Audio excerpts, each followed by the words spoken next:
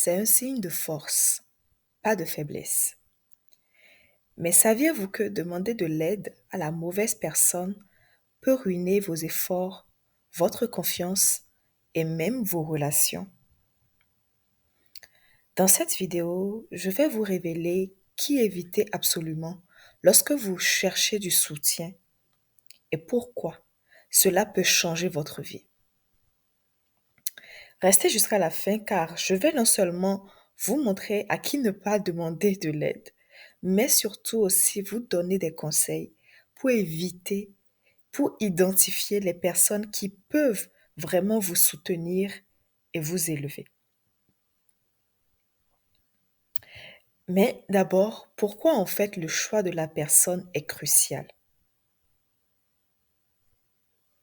Vous savez, nous avons tous besoin d'aide à un moment ou à un autre de notre vie. Que ce soit pour un conseil, un soutien émotionnel, une opportunité professionnelle, demander de l'aide peut être un levier puissant pour avancer.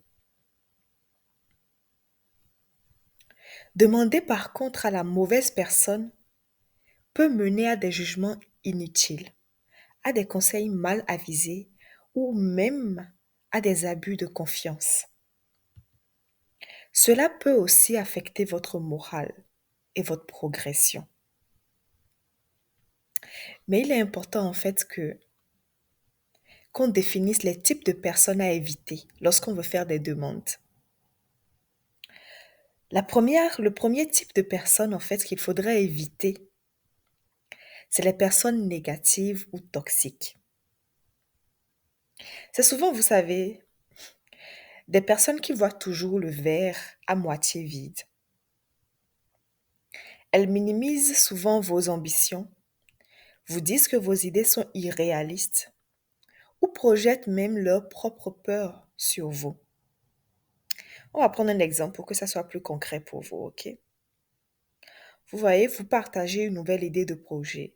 Elles répondent immédiatement avec un ça ne marchera jamais. Elles vont voir en fait tous les problèmes potentiels inimaginables possibles pour que ça n'aboutisse pas, pour vous convaincre du contraire. Le deuxième type de personnes en fait qu'il faudrait éviter, c'est les personnes qui sont jaloux ou compétiteurs.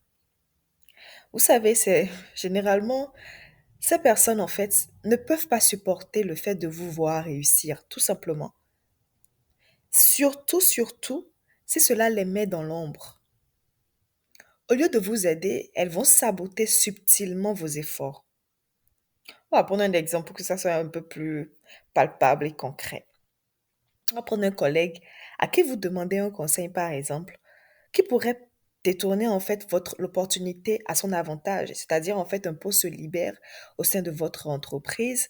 Vous êtes la mieux qualifiée en tout cas, vous faites partie de l'une des personnes qualifiées pour ce poste. Vous en parlez à votre collègue qui, intérieurement, a toujours eu envie de braguer ce poste-là. Qu'est-ce que vous pensez qu'il fera? S'il est compétiteur ou s'il est jaloux de vous, qu'est-ce que vous pensez qu'il fera? Il est important d'avoir les yeux ouverts. Le troisième type de personne, en fait, qu'il faut éviter surtout d'aller demander des conseils, demander de l'aide, c'est surtout les incompétents ou mal informés. Surtout mal informés. OK? Vous savez, parfois, nous demandons de l'aide à des gens qui ne maîtrisent pas le sujet ou qui donnent des conseils basés sur des mythes ou des préjugés. Ils n'ont jamais fait la chose, mais c'est eux qui ils n'ont jamais créé d'entreprise dans leur vie. Mais c'est eux qui vont t'expliquer comment il faut créer une entreprise et comment tu peux assurer la réussite de ton entreprise. Quoique la sagesse, c'est Dieu qui la donne. Peut-être qu'ils peuvent justement être un atout pour toi. Mais ils sont vexés du fait que tu ne tiennes pas compte totalement de ce qu'ils te disent. Et ils pensent que si tu ne fais pas ce qu'ils te disent, que tu es voué à l'échec alors qu'ils n'ont même pas fait leur preuve.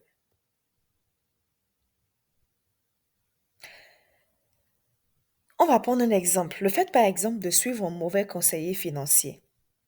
Imaginez en fait que vous avez un conseiller qui ne sait même pas qui ne maîtrise pas son domaine tout simplement, qui ne sait pas c'est quoi les placements, etc., qui prend votre argent et qui s'amuse avec votre argent à aller faire des paris risqués. Vous vous retrouvez au final, en fait, sans économie, sans épargne.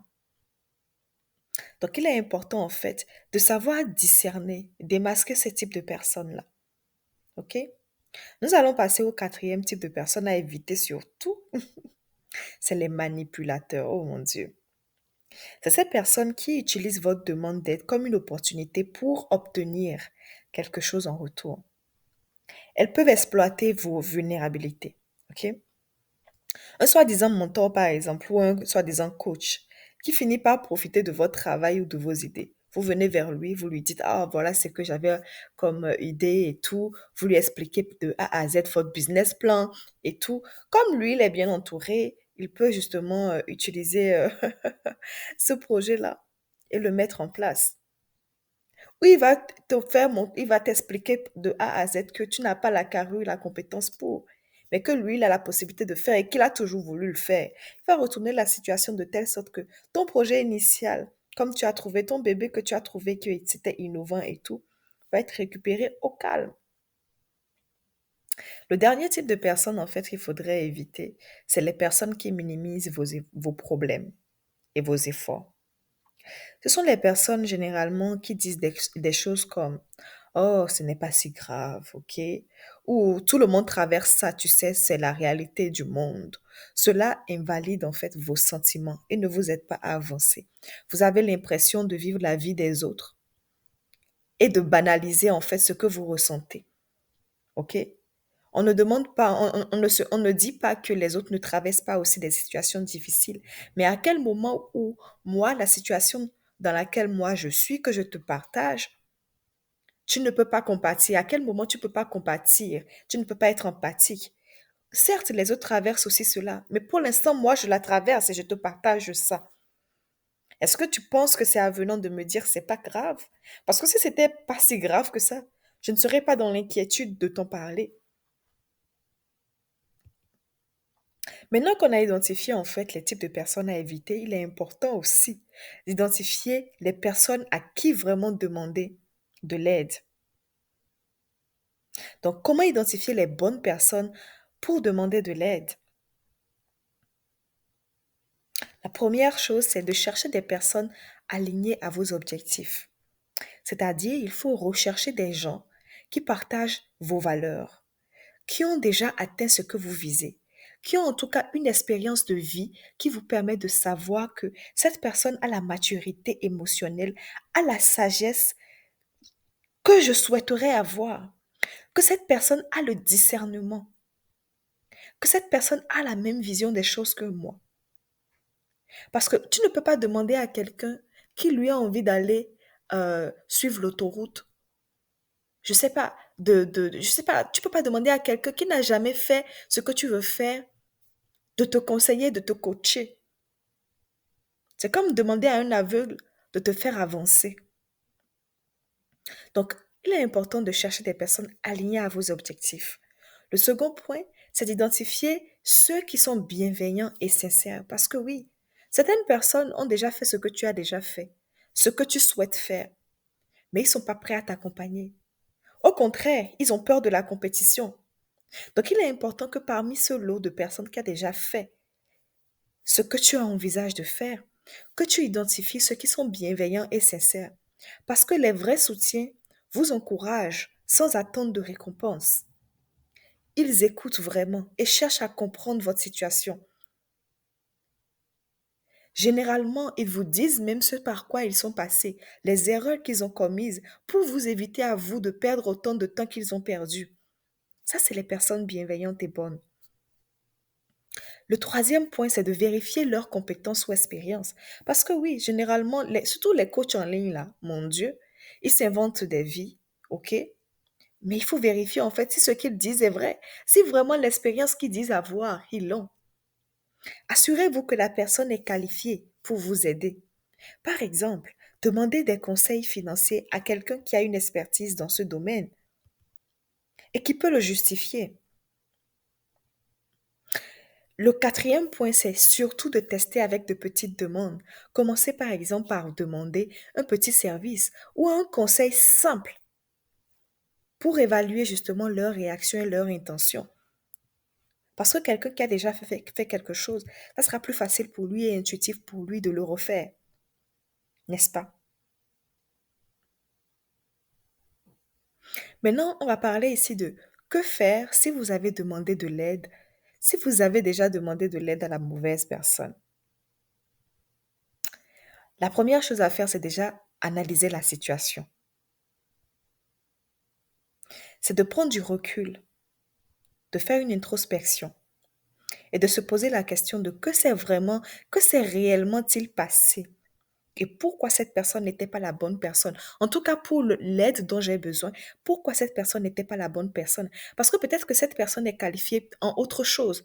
Peut-être que cette personne a des compétences dans d'autres domaines et que tu as voulu t'associer avec cette personne et que ça n'a pas fonctionné. Mais en soi, ça ne veut pas dire que la personne n'est pas bonne. Mais c'est peut-être que la personne n'est pas adaptée à ton besoin. Donc, faudrait que tu t'asseyes et que tu te remettes en question, tu te dises, OK, que s'est-il réellement passé? Et pourquoi la personne-là n'est pas la bonne personne pour mon besoin? Cela, en fait, vous aidera surtout à éviter des erreurs similaires.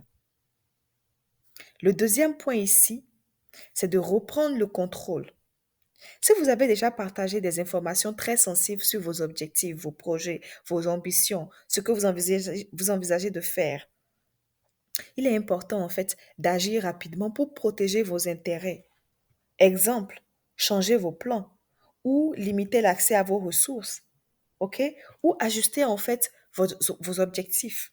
Essayez de changer un peu, d'innover pour pas que ce soit exactement ce que vous avez dit. Si vous n'avez pas vraiment, réellement confiance en la personne. Mais je doute fort quand même que si vous partagez quand même quelque chose d'assez fort et que vous allez demander de l'aide à la personne, c'est que quand même quelque part, vous avez quand même une once de confiance à cette personne-là. Et le dernier point, c'est qu'il est important de ne pas perdre confiance en vous. Une erreur ne signifie pas que vous ne pouvez pas demander de l'aide.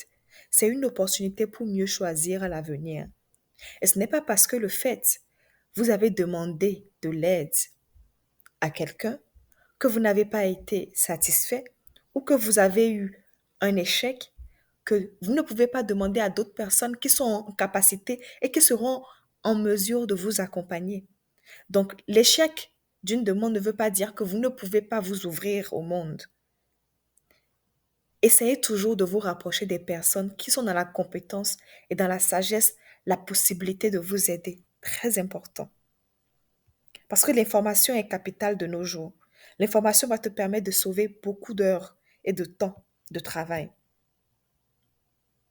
Donc, pour résumer, en fait, nous avons vu pourquoi il est crucial de choisir les bonnes personnes pour demander de l'aide et surtout comment les mauvais choix peuvent avoir des conséquences graves.